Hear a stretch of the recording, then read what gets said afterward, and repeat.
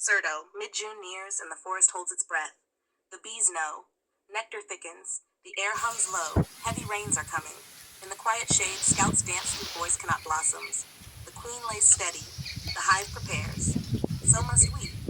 Year after year, this is the moment when keepers tighten boxes, seal covers, and trust the rhythm.